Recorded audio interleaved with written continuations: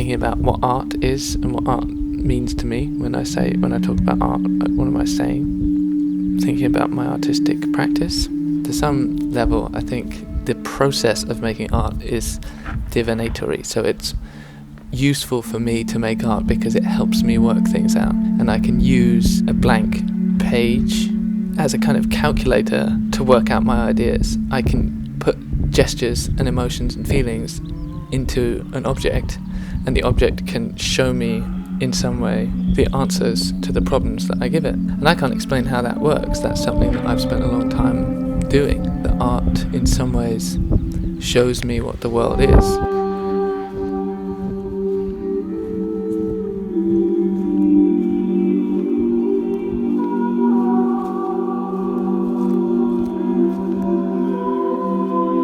So when people say, oh, what type of art do you make? Depends where you are and who you're talking to, what type of response you give. If you're at a party, maybe you've only got a certain amount of time, or if you're on, a bus stop or wherever you are, like when people ask you this. So if I ask you, what culture is, or what capitalism is, or what communism is, you could give me a response, you could give me a description of that. You could read a dictionary and say, that's what the dictionary says. Or you could try and answer it yourself. But the deeper and deeper you dig into that, the harder it is to sort of pin down what it is, I think.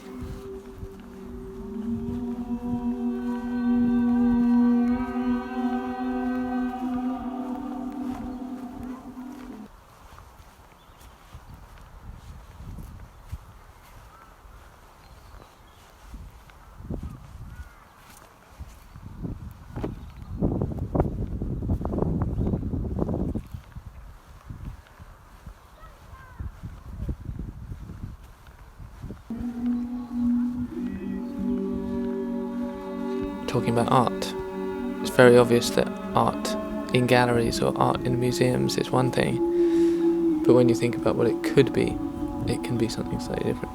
Art and music and literary fiction, they all kind of fall into this category of pleasure and entertainment. They're there for people's enjoyment. People enjoy looking at art, people enjoy going to a museum, people enjoy going to a gallery, and they feel connected in some way to art. And then if you kind of push those people a bit more, they'll tell you that it relays some kind of emotion.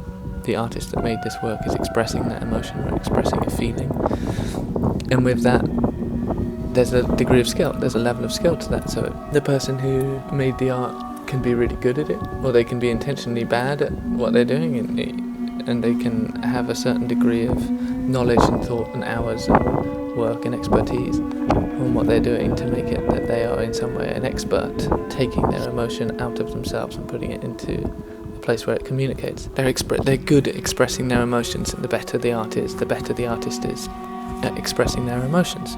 That's a good way of sort of saying, what's good art and what's bad art.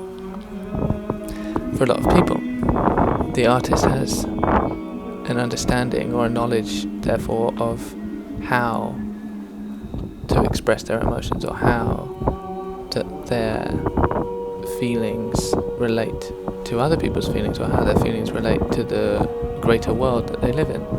Art isn't really the thing itself, it's more an understanding, or it's more a special feeling. And you see, we've got quite abstract there already.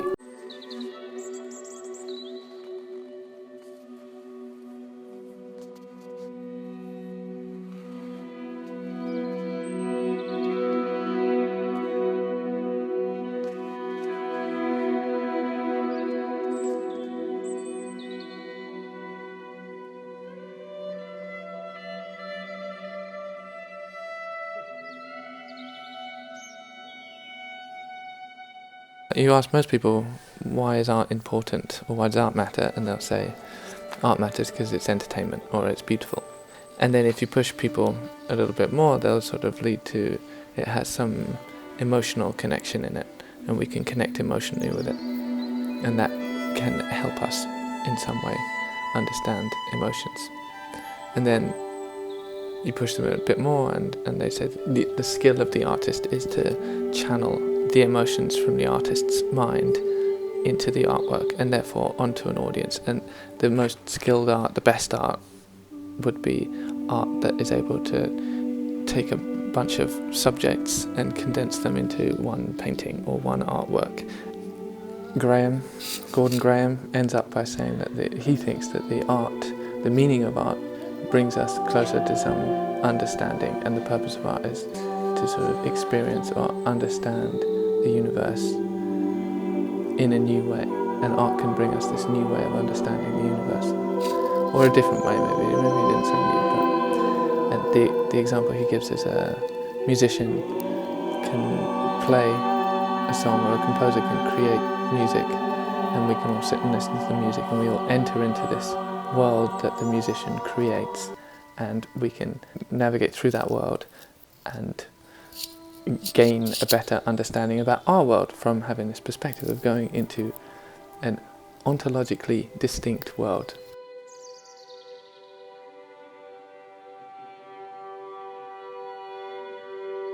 And so this is where I differ from this guy, Gordon Graham, because I think that the world he's talking about that opens up when the musician plays, that's the real world. And the world we're sitting in here, thinking in, and the world of academia and thoughts and words and talking, that's not the real world.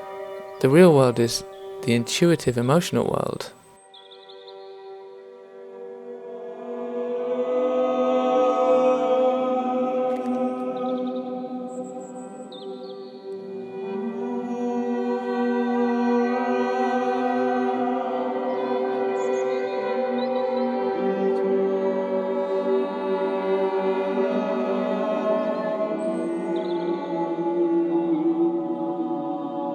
I suppose anyone finds it easier to work something out retrospectively, but I feel the purpose of art making is to be within the process. So when you are making the art, and when the musician plays the song, you are in that place, and you can't take it with you when you go.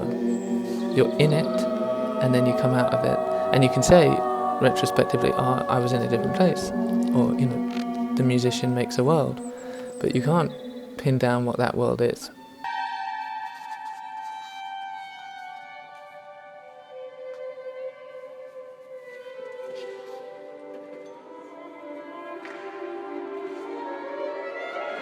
And we all sit and we listen to the musician, and within listening to the song, we all interact with art. There is a certain moment or moments there that we're all feeling connected to something bigger than ourselves, and we're all experiencing this world. In that space, we have complete understanding of what art is, but we can't pin it down.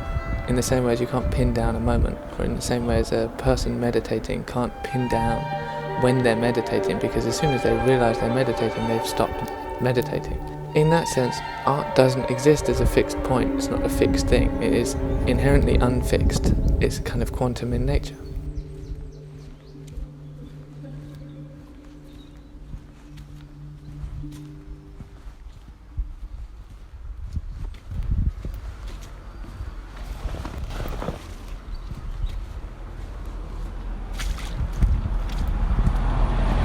There's levels, then, to what art can be and what it needs to be and what it is.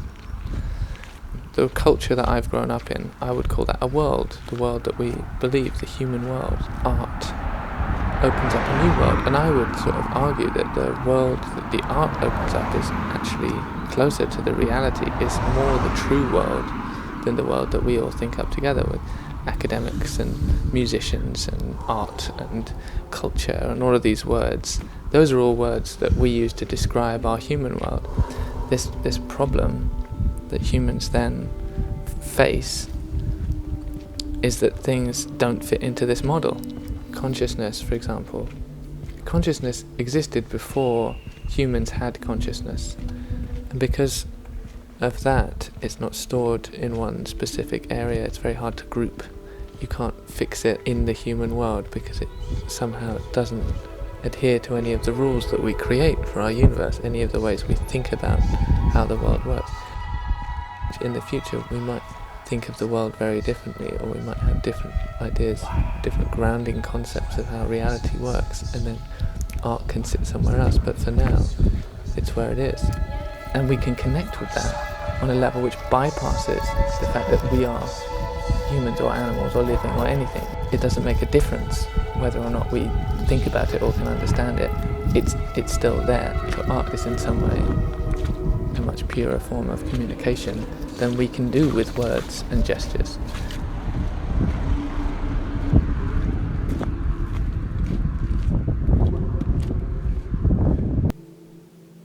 When we look at art through a cultural perspective, it's very difficult to separate ourselves from that culture that we start off in.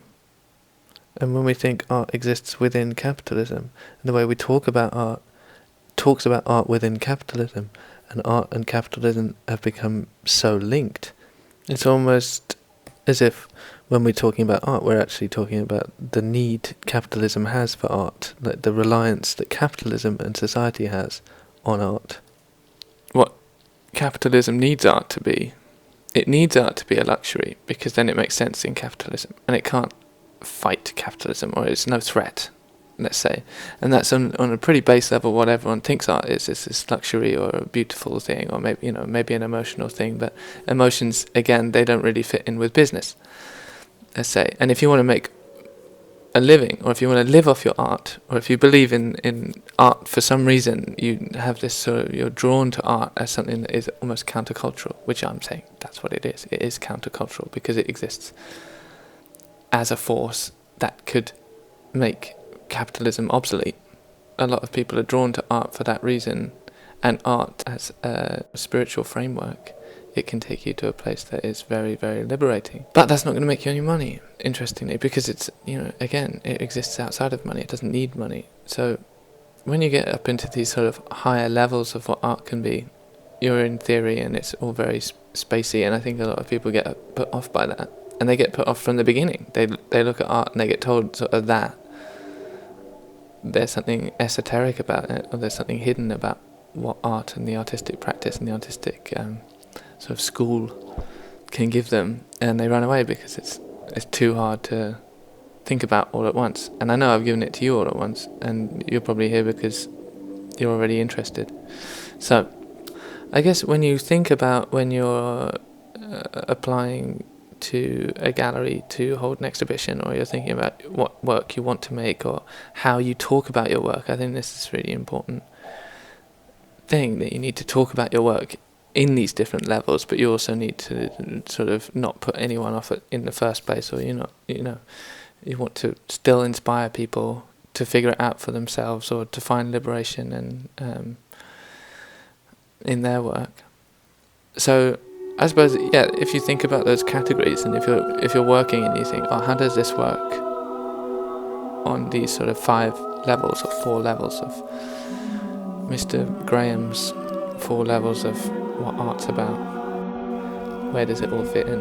And a word to the wise, keep most of your gallery rhetoric in the first sort of 2 or 3 tiers there, because a gallery is a capitalist venture. Most of them, not all of them. Lots of them are just nice people who want to kind of follow this path as well and try and work it out for themselves.